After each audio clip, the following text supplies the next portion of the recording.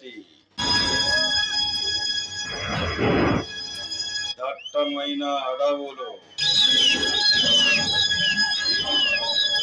తన దగ్గరున్న డబ్బుని ఆయుధాల్ని స్వాధీనం చేసుకోవాలని ప్రభుత్వం ప్రయత్నిస్తూనే ఉంది. కానీ వాళ్ళకు తెలియని విషయం ఏమిటంటే పంచభూతాలు నడిపిస్తున్న ఈ సృష్టిని తన గుప్పెట్లో పెట్టి ఆడిస్తున్న వాడిని తెలుసుకునే లోపే అక్కడ జరగాల్సిన విధ్వంసం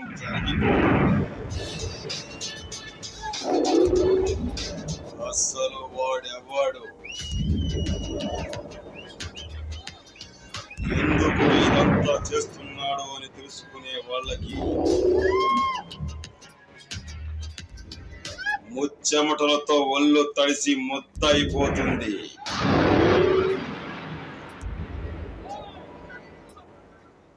ఇంతకు వాడెవడంటే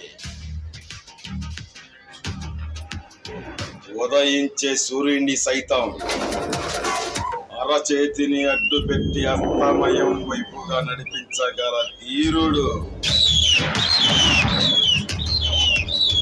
తన చావు ఎదురుగా వచ్చి నిలబడిన కంటి సైగలతో సావును కూడా గడగడలాడించగల ధీరుడు.